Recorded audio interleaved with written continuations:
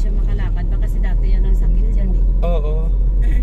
Pero may daga siya, may ano siya, may tubig na ano na apakan mo, kuya. Wala, sa bahay namin. Sa bahay. Kaya na ng ano eh, may pupunta ako sa CR namin. Opo. Ay yung nakakain doon sa kumakain doon sa plato ng pusa. Opo. Paglabas ko tumakbo, kabilis-bilis ang takbo. Opo. Tapos dumaan sa pako.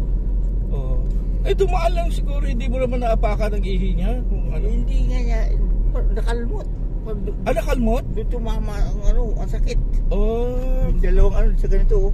Baka hindi pa kalmot yun, yung ano, yung ngipin na talaga mismo yun. Hindi, parang ano, parang rabies. Parang rabies ka. Sa kuko niya. Sa kuko niya. Kasi pag rabies, hindi naabutin ng 4 ay 10 araw. Sobrang sakit nun. Pero ano naramdaman mo ngayon? Nakaihi ka naman? Oo. Kasi ang ano, ang leptospirosis, ang alam ko 3 days lang, 4 days paninilaw ka na, ang mata mo ano talaga. Kasi ano yan dinadialysis kaya, may mga pasahero kaya akong dinadala ko sa ospital last time. Ang sakit niya leptospirosis. So ganun. So ngayon ang gagawin natin, kuya, no, parang kasi dadalhin ko naman kayo sa ospital. Mayroon akong maliit na mai-share sa inyo na tulong. Hindi ko kayo sisingilin sa patak ng metro. Salamat. Yes, sir. Malulugi naman kayo. Ha? Malulugi naman kayo. Huwag mo lang intindihin yung lugi. Ang mahalaga makakatulong ng kunti. Kasi yun naman talaga ang panuntunan ko eh. Lahat na may mga sakit na mga dialysis patient, cancer patient, pamilyang may namamatayan, pag pumasok siya sa ganung ano, kahit gaano kalayo, kalapit ang patakin ng metro, gaano kalaki o gaano kaliit, walang bayad sa patak ng metro. Binibigay ko talagang pabor yan. Bayad na naman po yan. Pero sa iba yan, di pwede. Hindi talaga po pwede sa kanila dahil ang totoo lang, nangungontrata pa nga yung iba eh. Namimili, umaayaw, tumatanggi. Ano po pala ito po? Maraming taxi itong RA, di ba? RA ba ito? Kasamahan ng RA. Opo. Pero only one lang ako. RA. RA din to. Hindi, EP. Sister company. Sister company ng RA.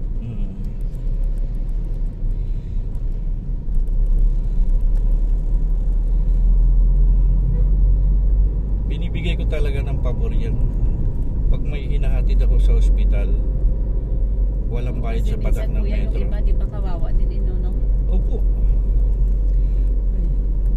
Ano naramdaman mo ngayon, kuya? Sobrang tiro. Nilalagnat ako.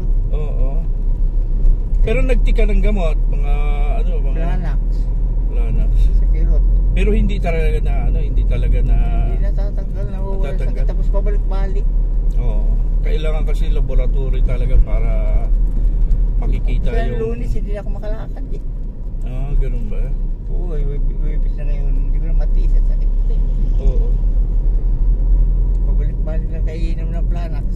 Oo, baka mamaya imbis na gumaling, lalo lumalala eh. Lumalala, oo. Nakakatanggal lang tira, tapos mamaya pag-ihakbang mo. Oo. Hindi naman maihakbang.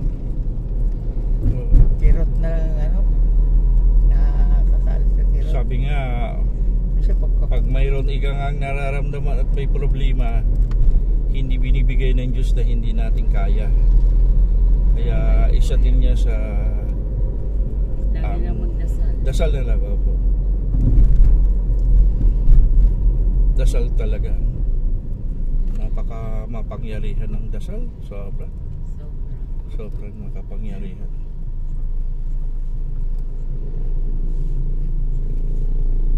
Nagulat nga ako kay kuya. Asawa mo ba yun, ma'am? Kanina? Hindi, ito asawa ko.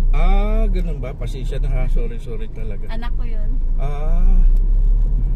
Kasi kapiraso na lang, di ba? Pinaabanti pa ako. Oo.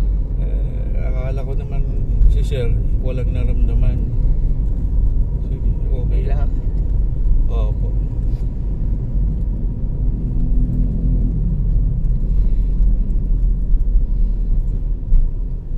ipagdasal natin. Usually, ako, hindi talaga ako nahiyang magdasal eh. Dahil gawain ko yan. Oo naman kuya. Kahit Oo. kami. Gawain ko yan. Gusto niyo ipagdasal natin? Ito na ikaw. Oo. Sa ngalan ng Ama, ng Anak, ng Diyos Espiritu Santo, amang may likha ng may-ari ng langit at lupa. Anong pangalan ni Sir? Benito. Si Kuya Benito, sana pagalingin mo Ama, mahal na Panginoong Hesukristo, dahil ikaw ang makapangyarihan sa lahat na nagbibigay tulong sa lahat ng mga taong may mga karamdaman at may sakit. Noon pa man pinapatunayan mo na sa aming lahat ng mga tao dito sa sanlibutan na ultimo ang patay na bubuhay. Gabayan mo si Kuya Benito, bigyan mo po mahal na Panginoong Hesukristo ng malakas na pangangatawan, ibalik mo sa kanya ang kanyang tunay na kalusugan para mabibigyan ng sapat na pangangailangan ng buo niyang pamilya at maibibigay niya sa mga apo niya ang kaligayahan na nadarama pang araw-araw. Amang may likha, may-ari ng ating langit at lupa, pagalingin mo si Kuya Benito sa kanyang mga nararamdaman para makatulog sa kanyang buong pamilya at sa kanyang asawa. Ito'y aking dasal sa pangalan ni Kristo Jesus na aming tagapagligtas. Amen. Mga simpleng dasal, napakaganda napakaganda i-share para kahit papaano malay natin, maibibigay ng Diyos na agad-agad na pagdating nyo mamaya sa ospital, hindi na kayo makumpain, bibigyan na lang kayo ng medisina, di ba? Kung wala man libre, may available naman tayong mga generic na mga gamot, bilhin at kumpletuhin, inumin para ang lahat malunasan. Walang imposible sa Diyos. Talagang makapangyarihan ng Panginoong Hesukristo. Yan ang talagang sinasabi ko. Sa ngayon, paghatid ko doon, pagbaba nyo, wala akong maririnig kundi ang salitang salamat po, Kuya.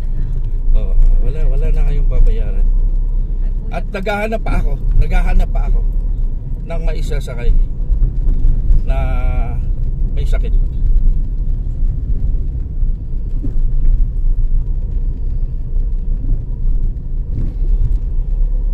Ngayon lang po nakaano ng taxi na ganito. Salamat sa Diyos. Ito naman ay binigkaloob din naman sa akin. Hindi naman ako nakakulangan ng aking mga pangangailangan araw-araw. Sa Valenzuela pa rin ang ano. So Baysa kami ngayon. Baysa. Caloocan. Baysa pala. Si Kuya Henry, ito rin nilalabas nun eh. Ay, Apa. tagal na. Ganun ba? O yung mataba kaya lang yung na-stroke nga dinala siya ng kanyang pasahero sa ospital. Pasahero niya nagdala sa ospital. Nagmamaneho. Apa. Na-stroke. Malaki yun, yung mataba. Apa. Usually, kung minsan wala yan sa katawan, mayroong mga payatot na may high blood, may sakit. Oho, ganun yun. Kaya minsan ako nag-iingat din ako. Kasi hindi natin masasabi. Pero iba na talaga ang idaan natin sa dasal at pag-iingat talaga. Nag-iusip po ba kayo, Kuya? Hindi na.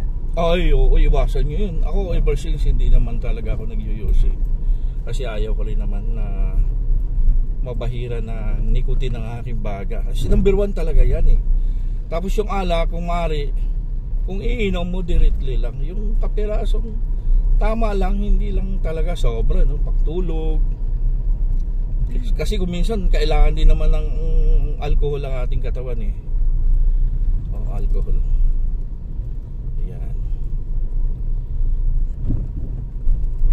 Lang ako, inom din naman ako pero hindi talaga talamak. Sobra. Yun Oo. Kasi kung minsan kung mapapasubo ka, kinabukasan masakit ang ulo mo eh. Nagising mo. Kaya ang ginagawa ko, shot lang. Minsan nga mag-isa lang ako eh. Damot ko nga dahil wala akong kaibigan, barkada. Oo. Paano kasi, hindi ako sanay sa mga ganun eh. kasi dami kasama eh. Opo, doon ka mapapasubo. Sa inom. Oo, minsan kahon-kahon na ang gastos. Kung minsan sarili mong hugot, di ba? Mahirap yun. Ay, ito na pala. Dapat may wheelchair eh. Oo, kukuha. Kukuha ka ba? Hindi, sige pa, anoin lang namin. Gano'n ba? Kaya nyo ba? Kaya ba? Kaya. Alalayan kita, kuya? Hindi, ako Okay. na. Salamat. Oo, salamat. Double check ng gamit bago bumaba. No. Hindi, kahit ibigay nyo sa akin, hindi ko talaga tanggapin yan. Hindi ko talaga. Palakpakan. No. Hindi talaga. Pasisya na. Opo, maraming salamat din. Si Kuya. Hindi yun. Para ka naman naiyak. Hindi. Wait lang. Palakpakan. Salamat talaga. Opo, wala ka naman. Ayos yan. Naiyak ako sa'yo. No. Hindi ko talaga tanggapin yan. Dali. Kuya, thank you. Thank you, Dave. Ingat kayo, magpapagaling. Oo, hawak ka dito sa Dandahan lang, kuya. Kuya. Okay lang yan, ma'am. Okay. Yes. Salamat. Kuya,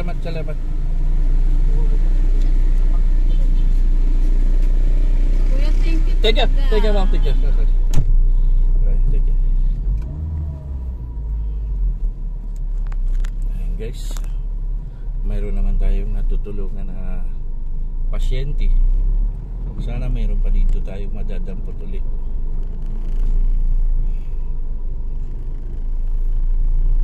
Nabutan ako kabayad ng bayad, pero kailanman hindi tayo